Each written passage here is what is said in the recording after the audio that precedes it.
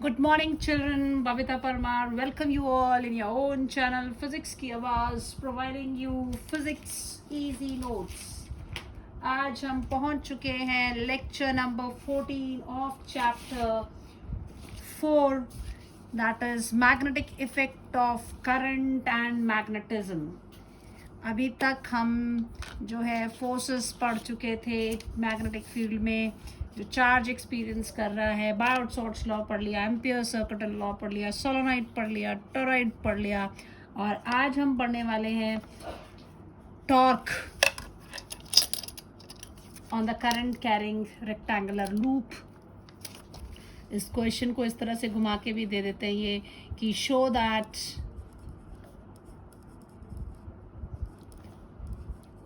Torque acting on current carrying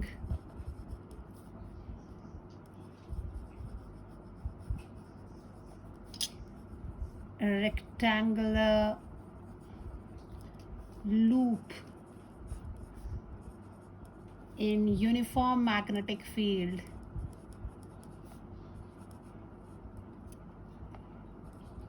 is the dot product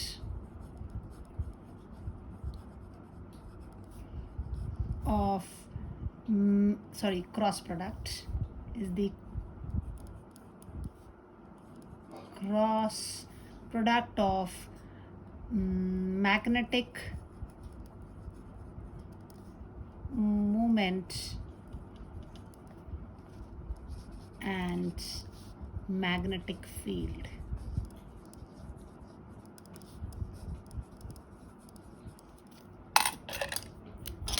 That is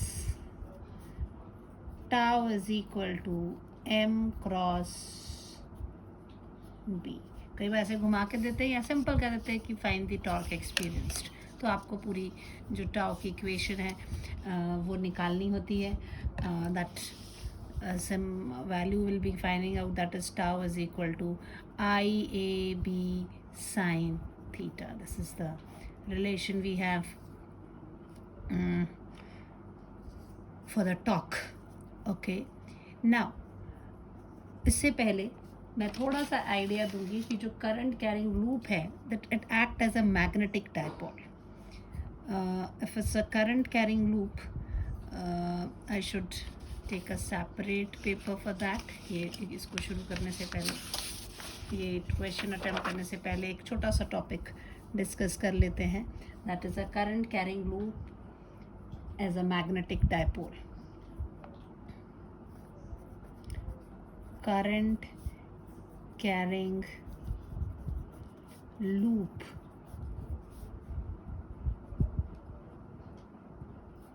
behave as magnetic dipole.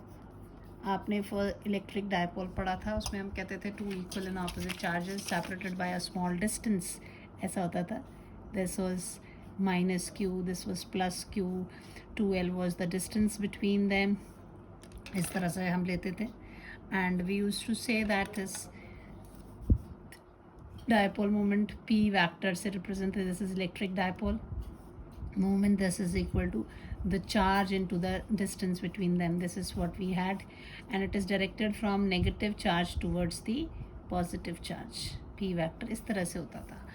अब जैसे ये है, उसी तरह जो मैग्नेटिक डायपोल है वो south, if this is a magnet you have, this is south, this is the north, तो साउथ से नॉर्थ की तरफ को, that will be the direction of the magnetic dipole.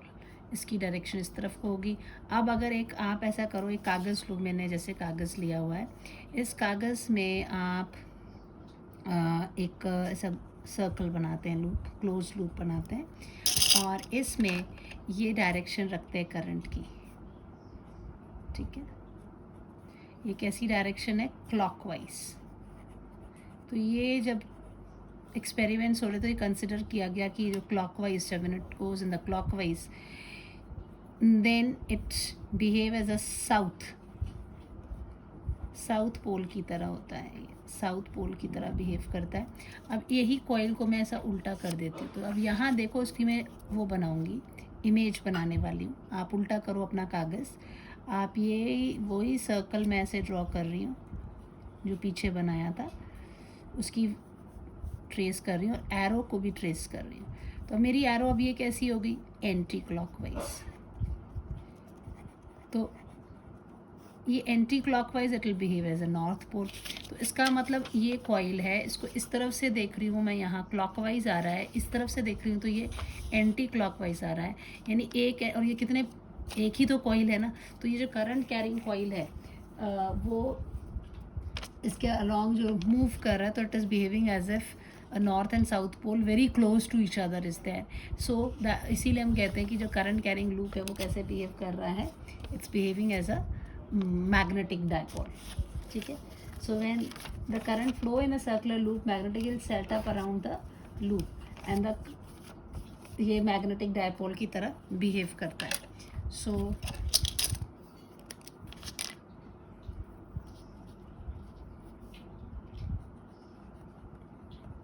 when current flow in a circular loop, magnetic field is set up around it and it behaves as magnetic dipole. This is one face, this is the coil.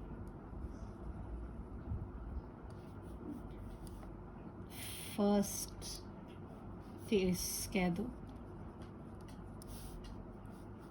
और इसका opposite face.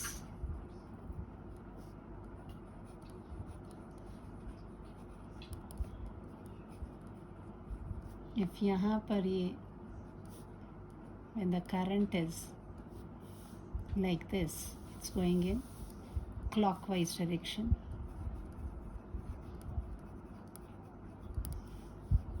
It behave as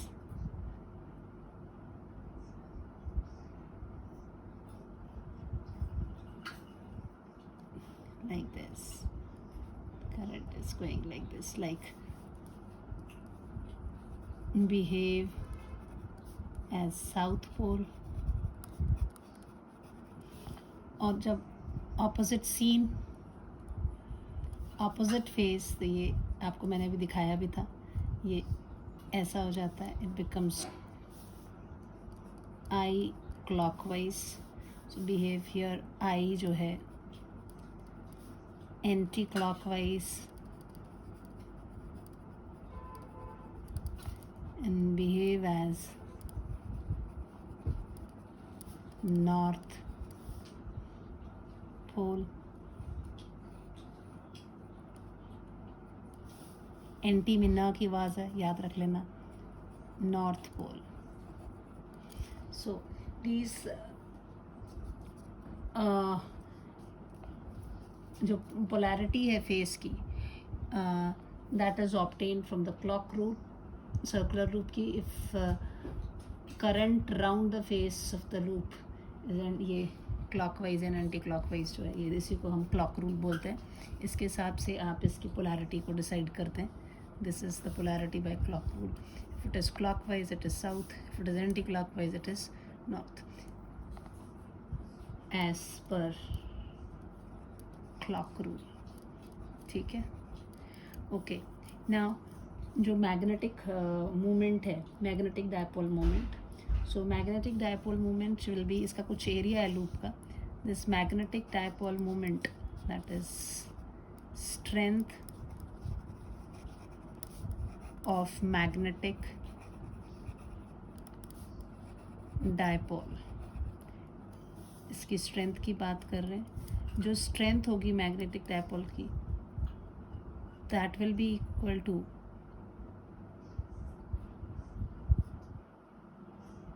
strength of magnetic dipole, that is equal to the current into the area of loop, that is equal to I into A. Direction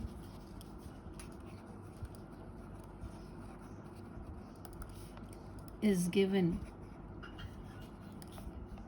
by a right hand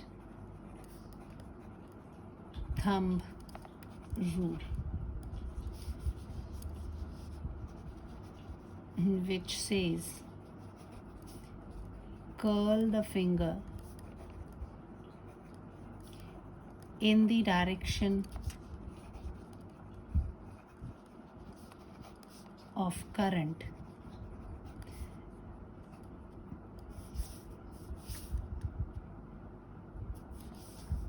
if we curl the fingers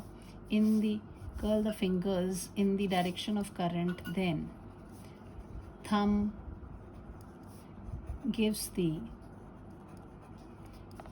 direction of magnetic dipole moment m vector.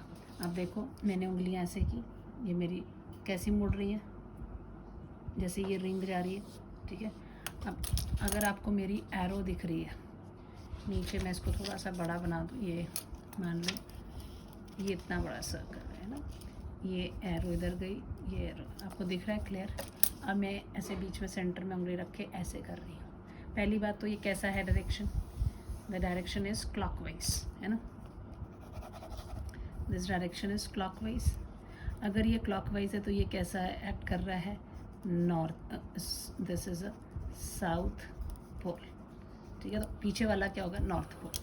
So you see, मैंने ऐसे centre में रखा, मेरी उंगलियां देखो, जो आपको arrow दिख रही है उसी डायरेक्शन में मेरी उंगलियां भी मुड़ी हुई हैं. तो मेरा अंगूठा कहाँ जा रहा है, नीचे को जा रहा है. So this is what we have यहाँ पर. If you see this is ना, ये उसको फिंगर को देगा. ये एक एग्जांपल यहाँ पे ड्रॉ कर देते हैं. This is a big circle जो कि आपको वीडियो में दिखाई दे देगा. I will take, this is going like this. कैसी डायरेक्शन है, दिस इज़ क्लॉकवाइज. घड़ी की सुई ऐसी घूमती है clockwise. So this is behaving as a south pole. तो थंब कहाँ जा रहा है मेरा, उंगलियां ऐसी है तो thumb going down.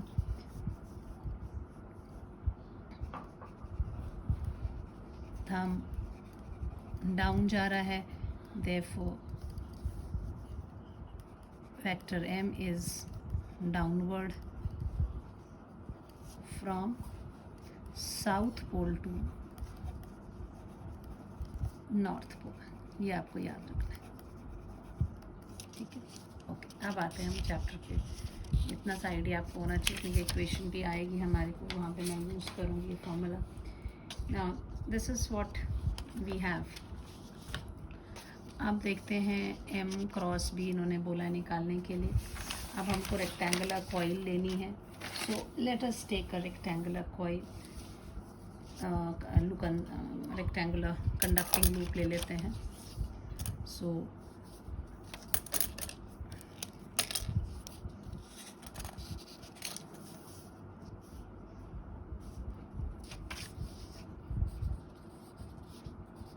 let us consider a rectangular loop PQRS in a uniform magnetic field B vector. So अब हम ड्रॉ करेंगे. ये मान लीजिए आपका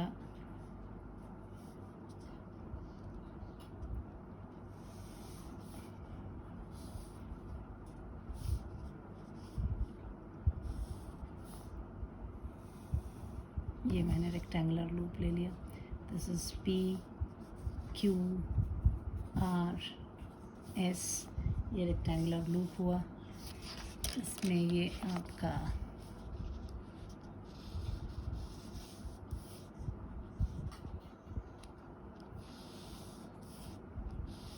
यूनिफॉर्म मैग्नेटिक फील्ड है.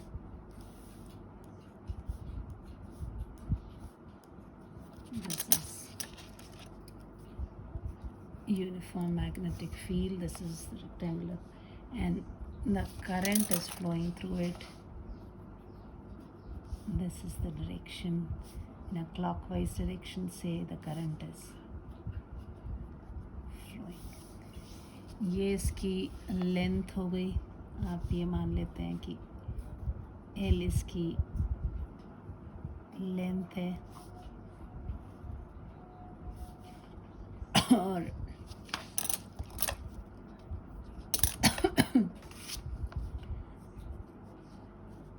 B इसकी ब्रेथ है. ठीक है.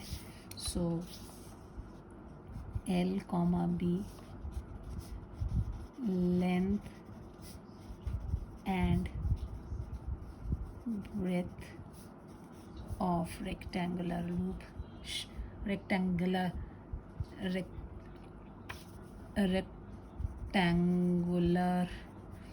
loop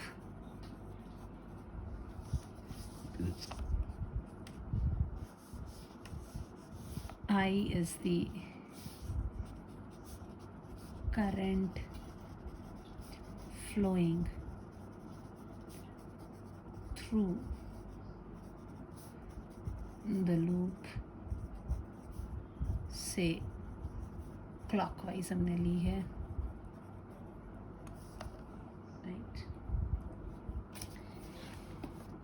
Then if I take here a normal, if I draw a normal here, normal to this plane, this is a normal n cap. N cap is normal to the plane of coil, and theta जो है, theta is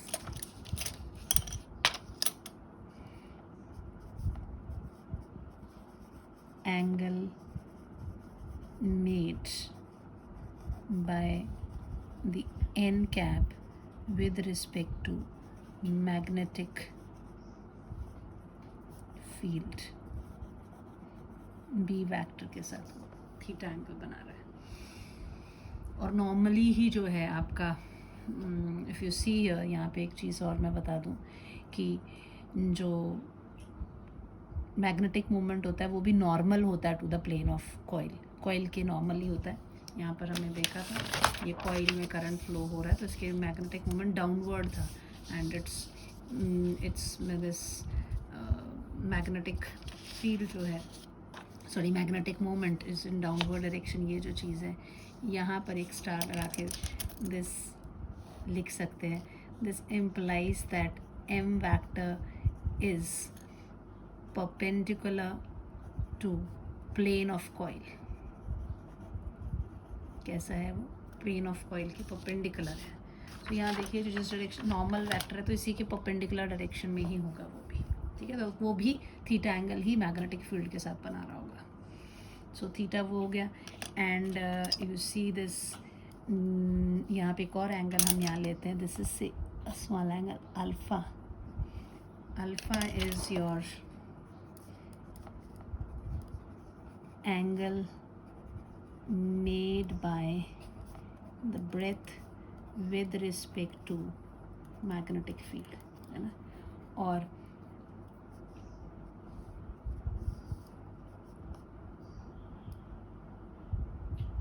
यहाँ bracket में लिख देते हैं where as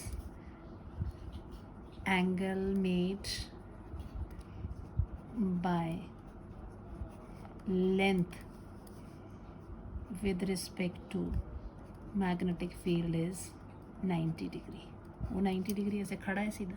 ये इसमें पूरे मैग्नेटिक फील्ड ऐसे इस प्लेन ऑफ द पेपर में, और इसमें मैंने ऐसे एक रेक्टेंगल जो है वो रख दिया। जैसे मान लीजिए ये पेपर है, इसमें से मैग्नेटिक फील्ड है, मैंने उठा के ये ऐसे रख दिया। तो अब ये अगर ऐसे ये रहता, अगर ऐसे रखती तो ये भी मैग्नेटिक फील्ड लाइंस के साथ जा रहा है, और ये कैसा मैग्नेटिक फील्ड लाइन के साथ देखो 90 डिग्री का एंगल है। ये ऐसा नहीं किया हुआ, इसको थोड़ा सा टिल्ट करा था ऐसा। तो अब जब टिल्ट भी करोगे तो ये इसके साथ इसको उठा के सिर्फ ऐसे घुमा दिया। मैग्नेटिक फील्ड्स जो थी वो ऐसे जा रही थी, इसको उठा के ऐसे घुमा दिया। तो पहले भी ये 90 डिग्री पे ही है इसके साथ, अब ये इसको ऐसे घुमा भी दोगे तो दिस इज़, ये जो चीज़ है ये मैग्नेटिक फील्ड के साथ तो 90 डिग्री बनाने वाली है, बस ये जो है इसने अपना एंगल चेंज कर दिया। So that has becoming an angle alpha is here. So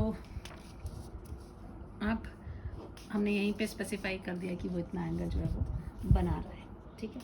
now हमें मालूम है कि करंट कैरिंग, जो भी करंट कैरिंग कंडक्टर होता है ना magnetic field, it experiences a force. So we know that current carrying conductor in a magnetic field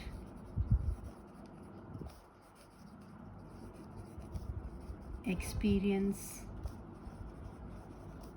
a force given as,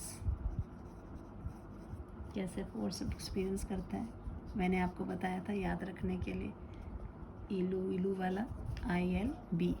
so this force will be equal to IL cross B will be there, right? This is what we have, and we have to see जो भी लंबाई है conductor की वो magnetic field के साथ कितना angle बनाती है। दिस इज़ व्हाट वी है। सो अब हम ये पूरे इसके ऊपर फोर्सेस निकालने वाले हैं। अब इसमें ये लंबाई में भी करंट है, इधर भी करंट है, इधर भी करंट है, इधर भी करंट, तो हर एक के ऊपर। सो therefore force acting on the sides, कौन कौन सी sides, PQ, QR, RS and SP can be calculated using above relation, ठीक है ना। तो चलिए एक एक करके निकालते हैं।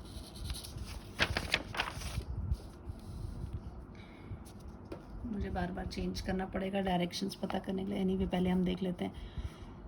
Force on arm PQ that is FPQ that is equal to कितना हो जाएगा, I is the current flowing, L length है उस कंडक्टर की, PQ की लंबाई L है, B sin 90 degree which will be equal to ILB। Direction की बात बाद में करते हैं। देन फोर्स ऑन आर्म, उसके बाद क्या है, PQ के बाद ये वाला है ना, इसमें पता लग गया। अब इसकी अगर डायरेक्शन भी देखनी है यहाँ बता ही देती हूँ, पहले एक्सप्लेन कर देती हूँ, ठीक है। आप देखो यहाँ palm rule, direction palm rule भी कर सकते हैं हम, इसको भी कर सकते हैं।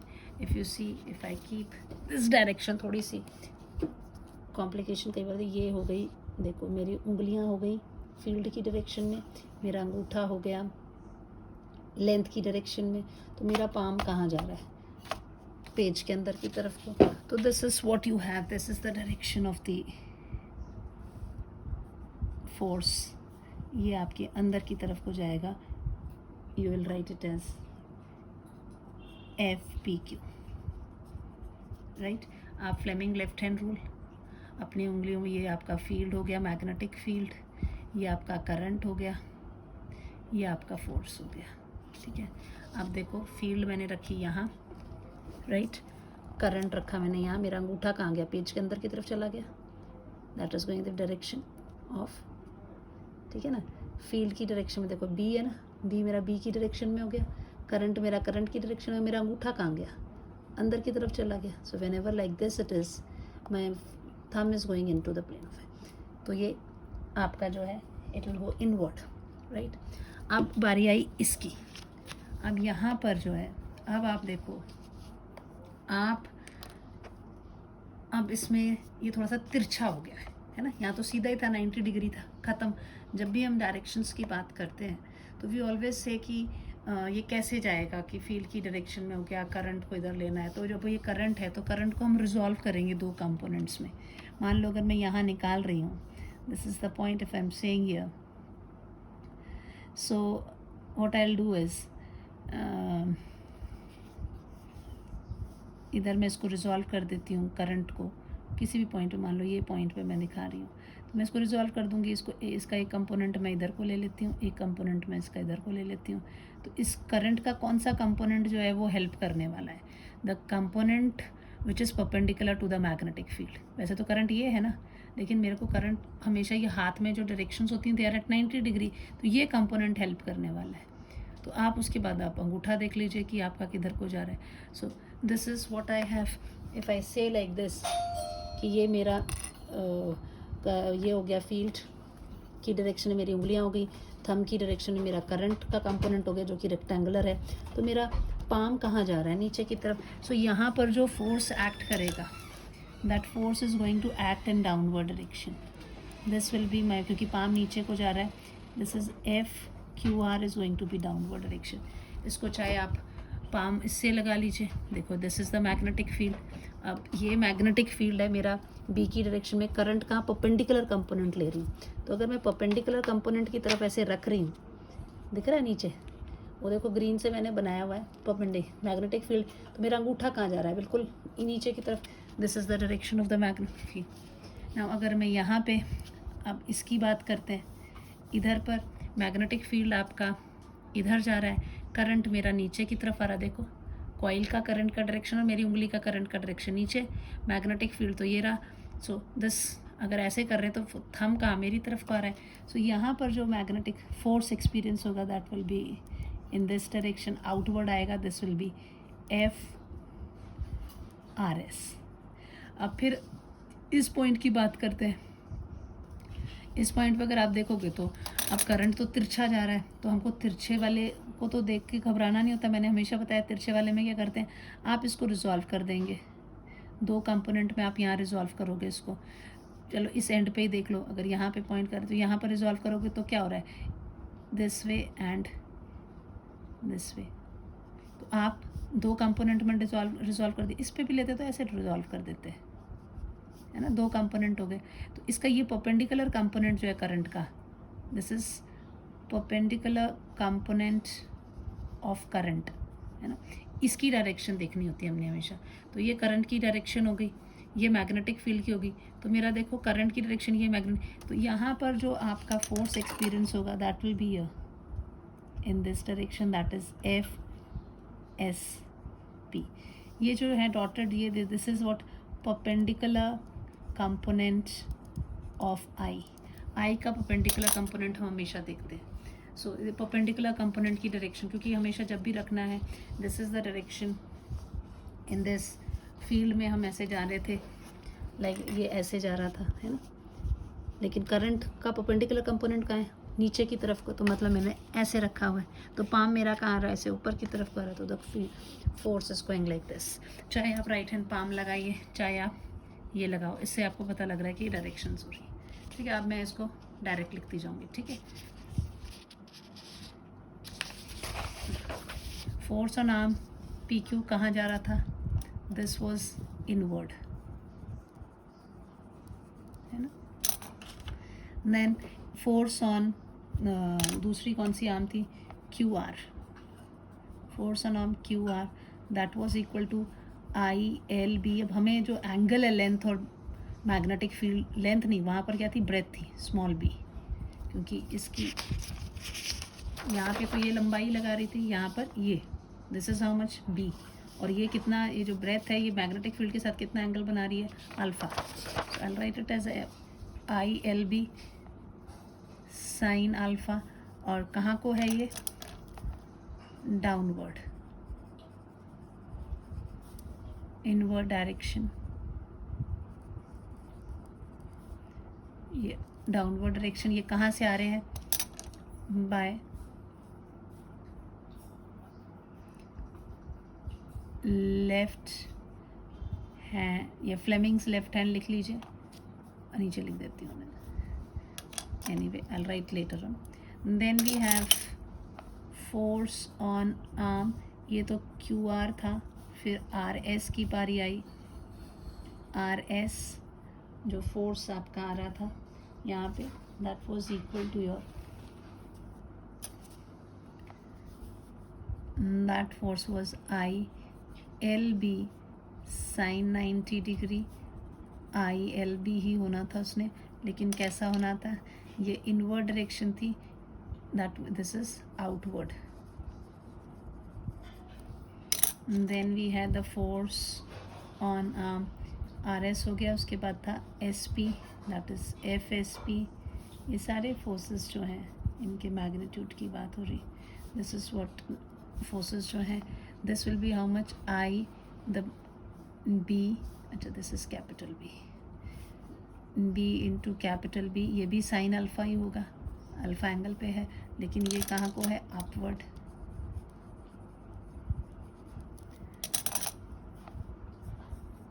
Direction of force was decided, was decided by, आप इसमें चाहे फ्लेमिंग लेफ्ट हैंड रूल लिख लीजिए, चाहे आप इसको सीधा बोलो कि you are using this that, by Fleming left hand rule or right hand, जो भी आपको लिखना है, hand palm rule. So this F, इन दोनों को अगर देखें आप, इनका जो लाइन ऑफ एक्शन है वो सेम आएगा. दिस इज, अगर ये एक्सिस का आप देखते हैं, इनका लाइन ऑफ एक्शन सेम है. इनका लाइन ऑफ एक्शन सेम नहीं है, क्योंकि ये कागज़ के ऊपर वाले, एक मिनट में बताती हूँ. आपका ये रेक्टेंगुलर मान लीजिए, ये आपका rectangular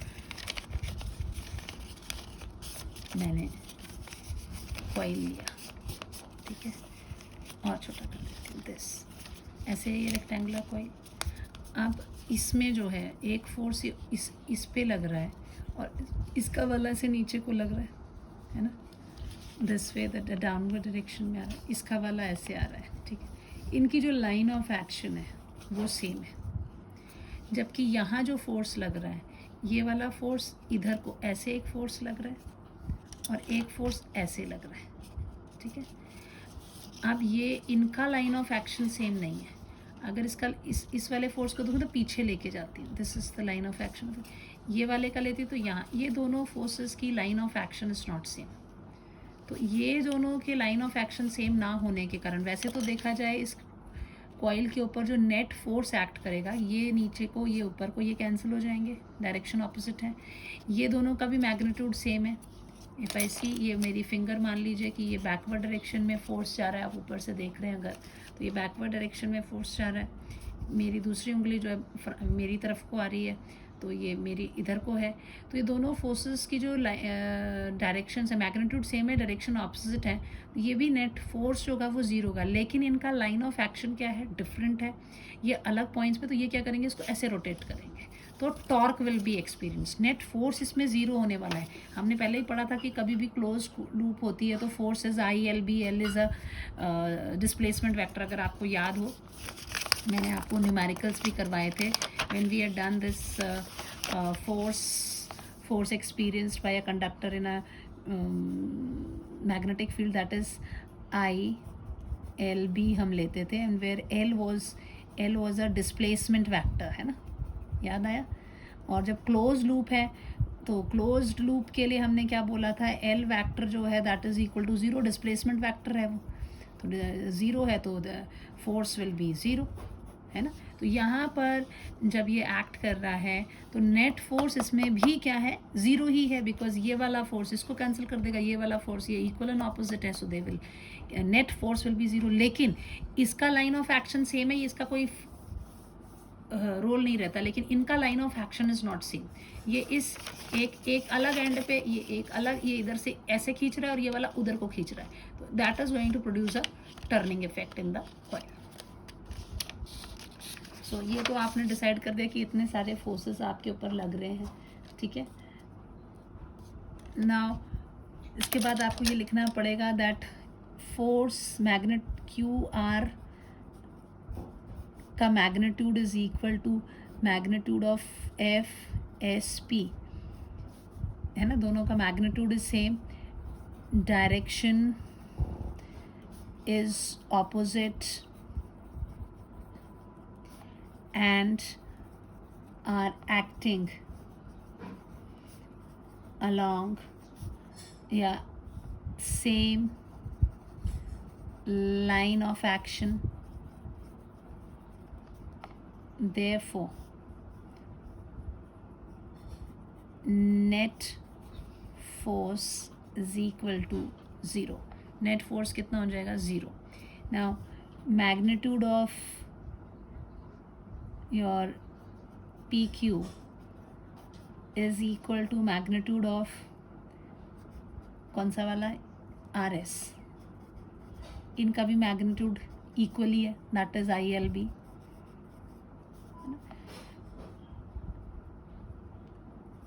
and direction is opposite, so net force is equal to 0, but they have different line of action, and we know two equal and opposite, two, ये सबसे important line है, two equal and opposite forces having distance between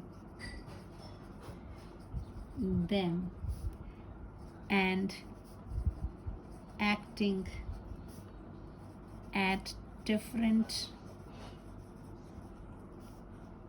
points make a couple of force, and torque is experienced. Therefore force PQ and force RS will result in turning effect of coil. कौन सी वाली, PQRS, ये coil का turning effect जो है वो इसमें देखा जाएगा। अब इसको देखने के लिए हम इसका क्या ले लेते हैं, टॉप व्यू ले लेते हैं। Let's see the top view of the coil. Top view of coil, यानी इस कॉइल को अगर आप यहाँ ऊपर से देखेंगे, ऐसे ऐसे बनी हुई है, दिस एंड इज योर, ये आपका P है, ये आपका Q है, ये आपका R है, ये आपका S है, और ये ऐसा तिरछा है ना, if you see like this. तो अगर आपको दिखेगा तो ऊपर से कौन दिखेगा, ये QR दिख रहा है। So top view of coil अगर आप लेते हैं तो जैसे ये बना, मैं बिल्कुल वैसे ही करूँगी। ये एक मेरा ऊपर से मैं देखती हूँ तो मुझे ऐसे दिखता है, ठीक है। दिस इज़ थोड़ा ज़्यादा टेढ़ा कर दिया मैंने, चलो कोई बात नहीं। This is the Q and, और ये इसका हो गया R, है ना। This is what we have. और यहाँ बीच में आपका जो फील्ड था, दिस वाज द फील्ड, ये आपका फील्ड जा रहा है, तो डेफिनेटली यहाँ पर भी मैं ड्रॉ करूँगी। This is what we have field. फिर उसके बाद क्या था, यहाँ इसके ऊपर ये नॉर्मल बनाया, तो मैं इसको ये जो नॉर्मल यहाँ बना हुआ था बीच में यहाँ ड्रॉ कर देती हूँ। This is the normal. ये कॉइल ये वाला ऊपर से देख रहे तो दिख रहा है, this is my N cap, है ना, normal to this plane of the coil, क्योंकि ऐसे इस तरह से रखा हुआ है। तो यहाँ पर चाहे नॉर्मल हो चाहे इस कोने में नॉर्मल हो, बात तो एक ही है। I have drawn this. ये एंगल कितना बना रहा है, this angle is equal to your, this is normal is making an angle theta, ठीक है। ये आपका क्यू एंड है और वो आर एंड है आपका। उसके बाद आपको क्या बोला था, अल्फ़ा एंगल कौन बना रहा था, ये जो ब्रेथ है इसकी, दिस एंगल वाज अल्फ़ा, ये इसके साथ अल्फ़ा एंगल बना रही थी। और ये कितना है, this is what, this is your the breadth B. Force वाले पार्ट में इसने नहीं किया था, लेकिन ऊपर से हम देखते तो कॉइल ऐसे दिखती है, ठीक है। और ये कॉइल जब रोटेट कर रही है तो it is rotating about this axis, इस एक्सिस के क्रॉस ऐसे करते हैं, तो ये एक्सिस है जिसके क्रॉस ये रोटेट कर जाती है। This is the axis of rotation.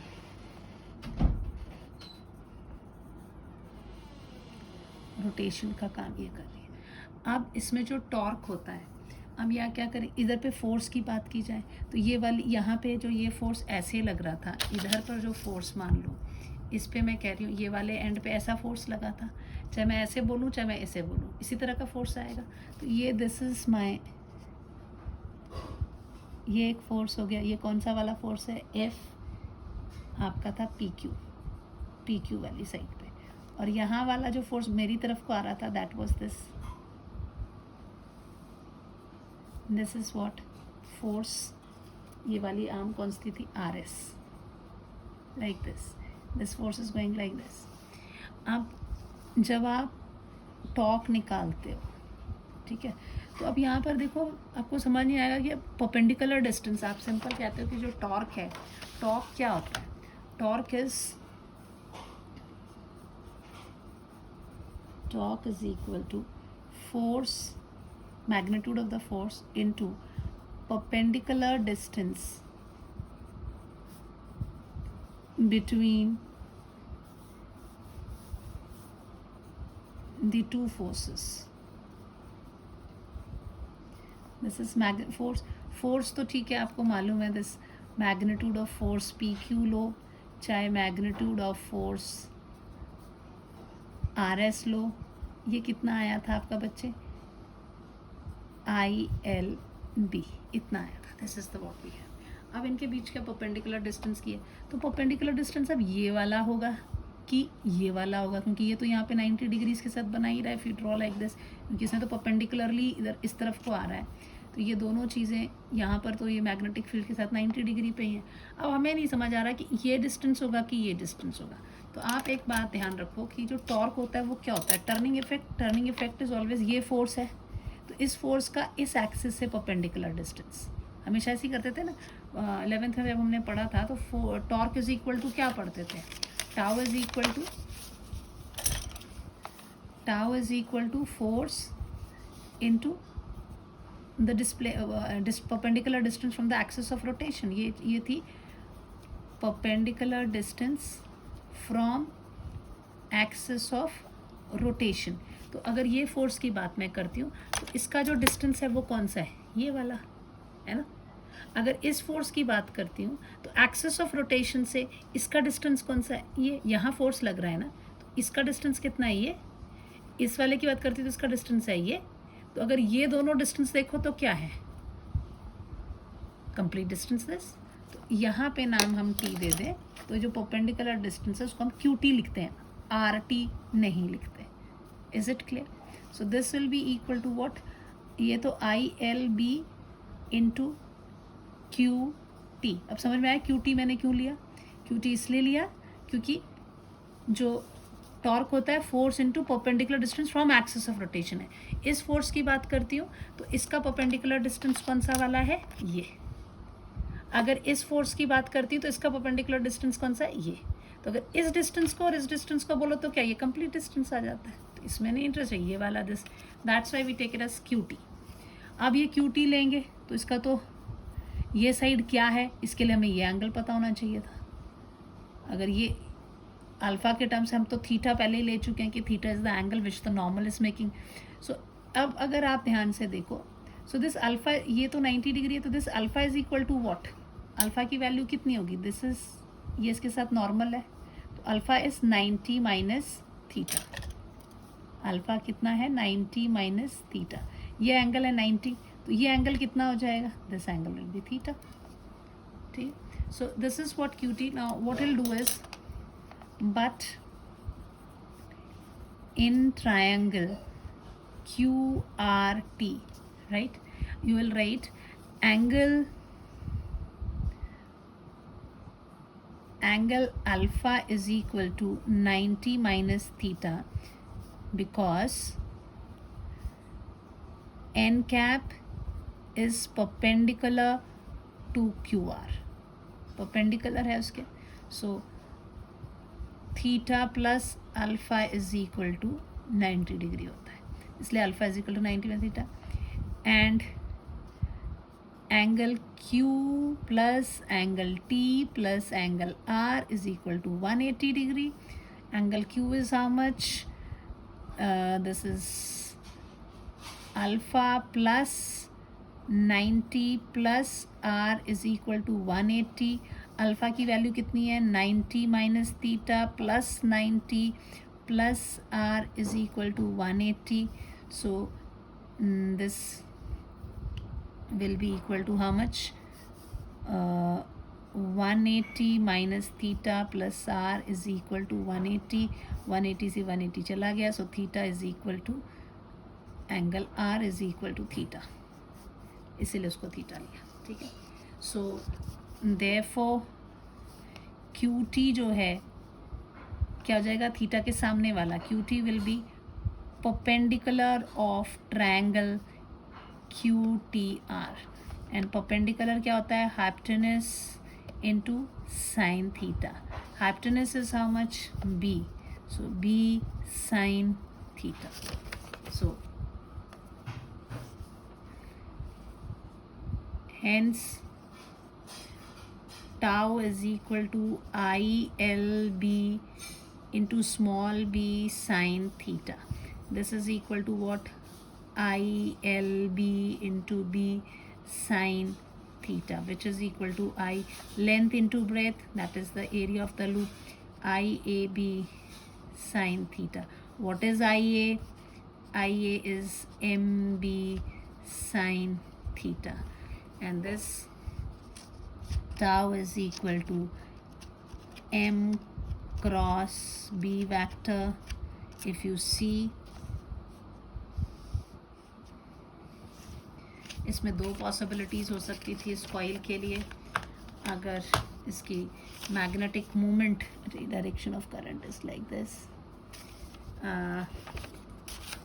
आप इसमें देखें तो मैग्नेटिक फील्ड इधर को है. मैग्नेटिक मूवमेंट अगर आप इसकी देखेंगे, इसमें कैसा जा रहा है, current is going in clockwise direction. So this is behaving as a clockwise है, तो ये साउथ पोल है, magnetic movement is in that direction, उधर को जा रहा है. तो उस तरफ से मैं एम क्रॉस बी करती हूँ. मेरा अगर उंगलियाँ ऐसे आती है एम से बी की तरफ, तो अगर ये एम से बी की तरफ तब ये ऐसे मूव करती है, तो मेरा कॉइल ऐसे टर्न होता है. अगर मैं बी क्रॉस एम की तरफ कर दूंगी, so if I go from B cross M, the coil will rotate in this direction, ऐसा टर्न होगा. लेकिन इसमें तो ऐसा नहीं है. If you see this force, इसकी लाइन ऑफ एक्शन, ये जो है, ये फोर्स इधर को एक्ट कर रहा है, ये फोर्स ये इसको मूव करवाएगा इस डायरेक्शन में, ये इसको मूव करा रहा है इस डायरेक्शन में. तो आपकी मूवमेंट कहाँ हो रही है, ऐसे घूम रहा है ये. ठीक है. So that's why this M cross B. So this by right hand thumb rule के हिसाब से अगर देखा जाए, from right hand thumb rule से आपने इसको बोला this is M cross B. ठीक है. वहाँ ज़्यादा एक्सप्लेनेशन देने की ज़रूरत ही नहीं है. If you see the direction of M is on that other direction, उस तरफ को है, और मैग्नेटिक फील्ड इधर है. तो अब आपकी उंगलियां जो हैं, अगर if you curl the fingers from M to B, this is the direction in which the this is going to turn, या फिर अगर B क्रॉस M करते तो it is going to turn in the other direction, अलग direction में move करेगी तो M cross B जो है वो करेक्ट है. This is what we have. Okay, now इसमें कुछ केसेस देखने हैं हमने. अब मैं वापस वो पुराना वाला पेज ले लूँ, केसेस इसमें ले लेते हैं.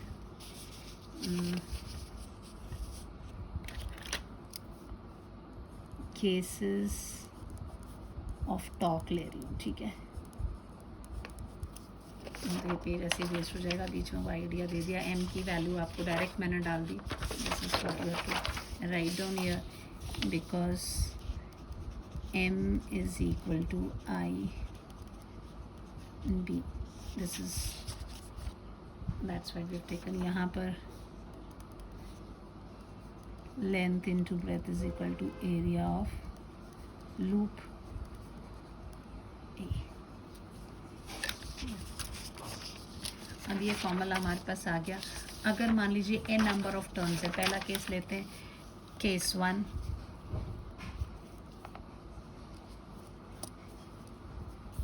केसेस ऑफ टॉक फर्स्ट लेते हैं.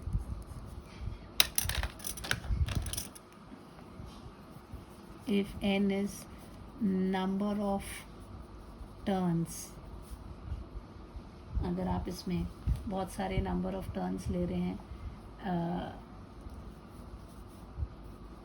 इन लूप, बहुत सारे नंबर ऑफ टर्न्स हैं, देन टाउ की वैल्यू कितनी हो जाएगी बच्चे? टाउ इज इक्वल टू कितना था, हमने भी पढ़ा, I A B sine theta. So it will be n times I A B. ठीक है, this is what will have. अब केस 2 लेते हैं. अब इसमें क्वेश्चन थोड़ा ध्यान से देखना है कि अगर plane of loop, if plane of loop is parallel to magnetic field, loop parallel है तो क्या हो जाएगा, loop plane of loop जो है वो parallel है, then n cap that is perpendicular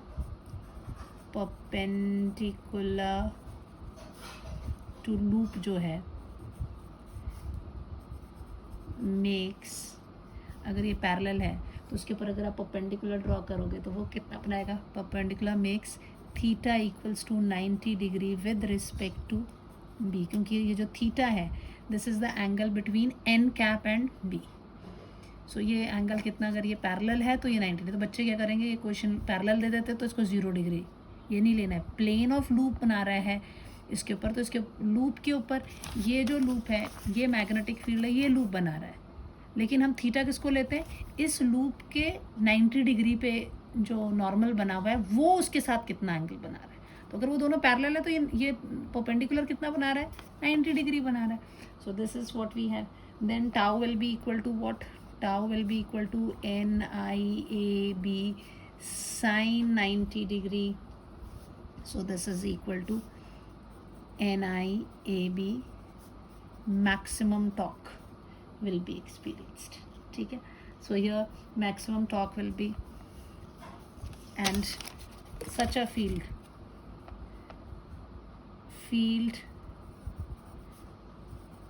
due to which maximum torque is experienced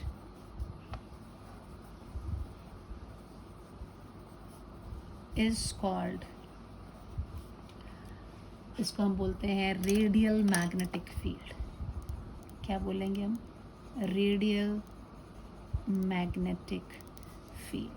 तो रेडियल मैग्नेटिक फील्ड जो होगा उसमें plane of the coil and the magnetic field they will be parallel to each other. ठीक है, तीसरा देखते हैं. If plane of, चाहे ऐसे बोलो मैग्नेटिक फील्ड प्लेन के पैरेलल है या plane of parallel, plane of coil loop या coil is perpendicular to magnetic field. तो आपको एकदम से लिखना है, प्लेन की बात कर रहे हैं, then N cap that is perpendicular to loop जो है मेक्स थीटा इक्वल्स टू, अगर वो खुद ही पहले ही परपेंडिकुलर है तो उसके ऊपर जो परपेंडिकुलर होगा वो बी के साथ कितना बनाएगा, 0 degree. Theta is equal to 0 degree with respect to B. समझ में आ रही है बात? अब ये मैग्नेटिक फील्ड है, ये मेरा कॉइल है, ये मैग्नेटिक फील्ड है. अब यहाँ पर देखो मैग्नेटिक फील्ड और ये पैरेलल है, तो इसका ये मेरा मैग्नेटिक फील्ड है, ठीक है. ये पेन मेरा मैग्नेटिक फील्ड है, ये तुम्हारा नीचे मैंने क्या रखा हुआ है, this is the coil I have kept. तो इसके ऊपर जब मैं नॉर्मल ड्रॉ करूँगी तो ये नॉर्मल है. ये पेंसिल कितना एंगल बना रही है पेन के साथ, 90 डिग्री. जब ये पहले ये दोनों के दोनों ही कैसे हैं, परपेंडिकुलर कर दिए. अब इसको आप परपेंडिकुलर कर दीजिए. This coil is perpendicular to this magnetic field. अब इसके ऊपर मैं नॉर्मल बनाऊंगी तो वो कितना बनाएगा, 0 degree. So perpendicular to loop makes this 0 degree. So what will happen, this tau will be equal to NIAB sine 0 degree is equal to 0. So loop is in the position of equilibrium. Loop is in position of equilibrium. ठीक है. अब चौथी चीज़ आपने याद रखनी है, तीसरी बात ये हो गई.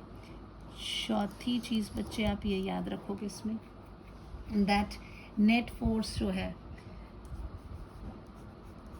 नेट फोर्स एंड नेट या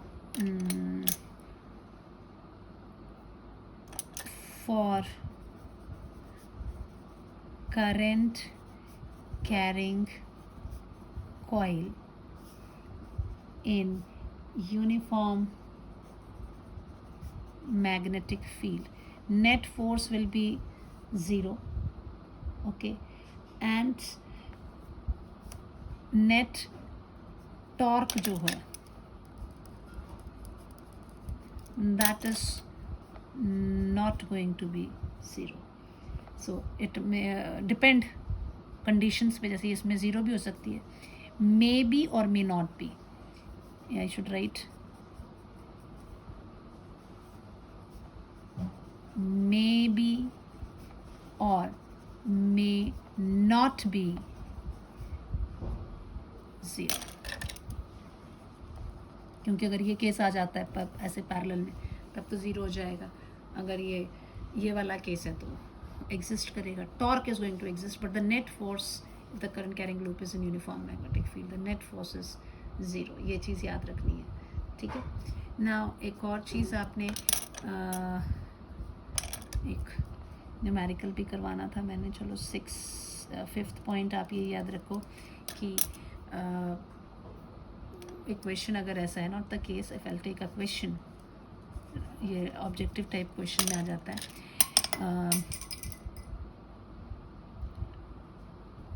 What happens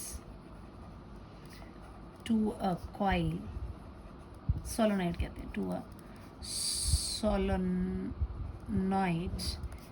when current flow through it. अगर इसमें मैं चॉइस देती हूँ आपको, पहली it expands, second it contracts, तीसरा first expands then contract, चौथा देती हूँ none of them. क्या करोगे आप?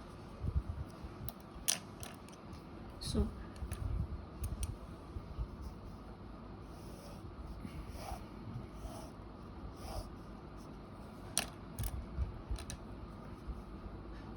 current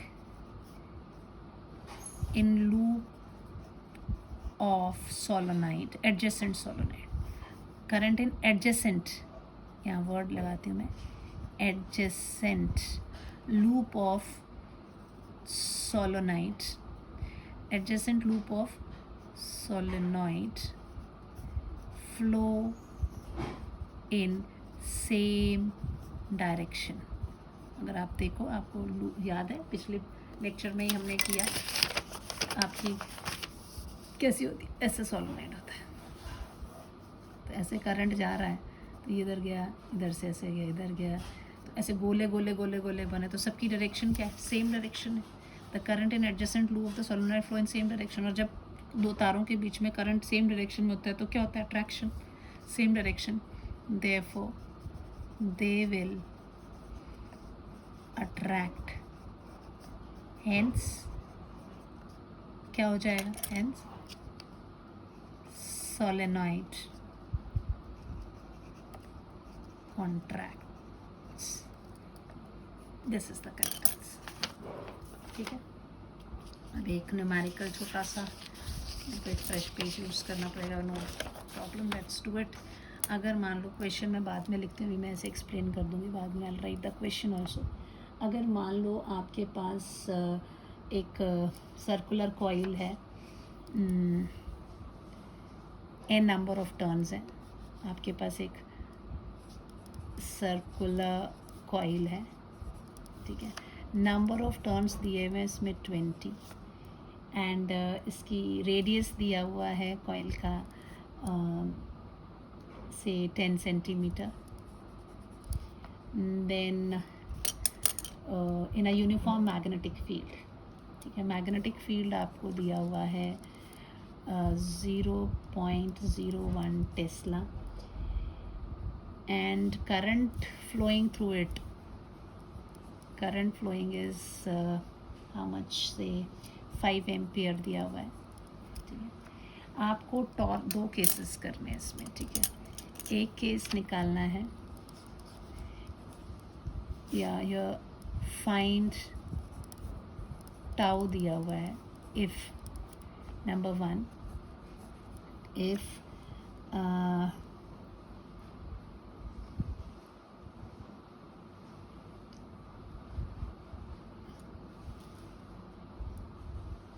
if coil is,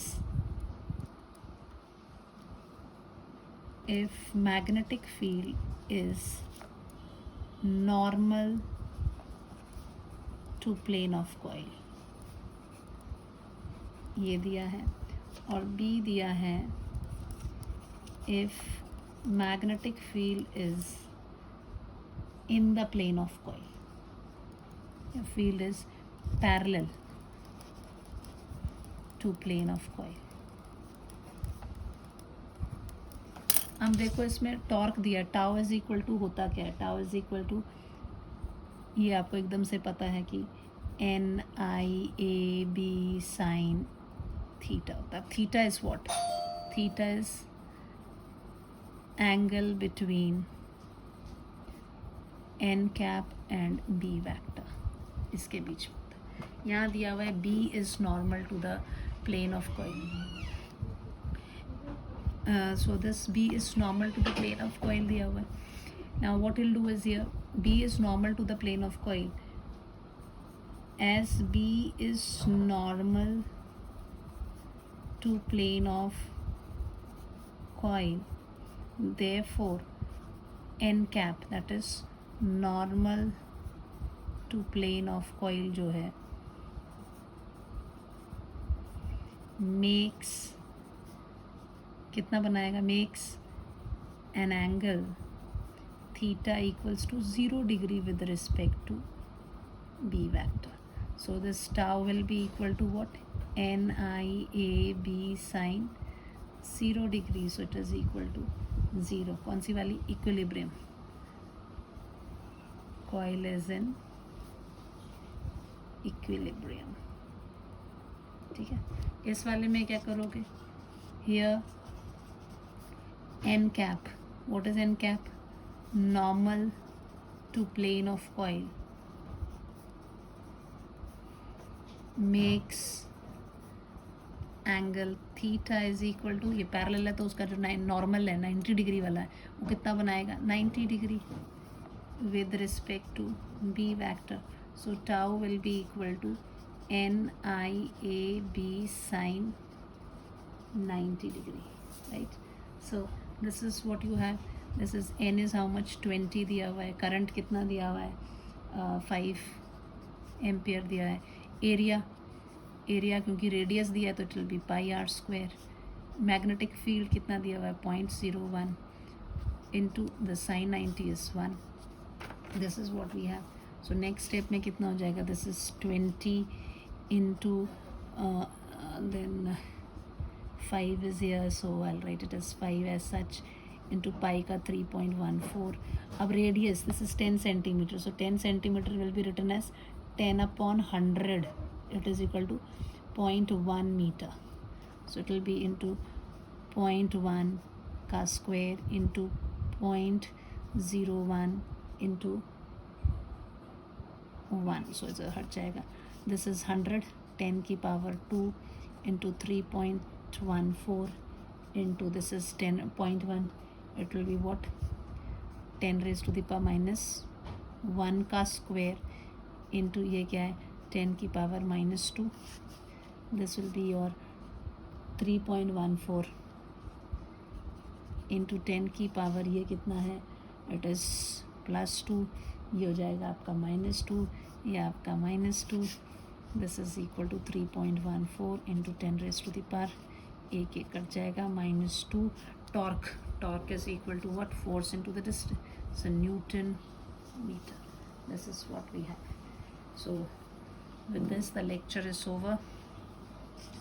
अब हमारा लास्ट लेक्चर बचता है, that is a moving coil galvanometer. आप प्लीज़ इनको बार अच्छे से प्रैक्टिस करें. Till then have a nice day. Bye.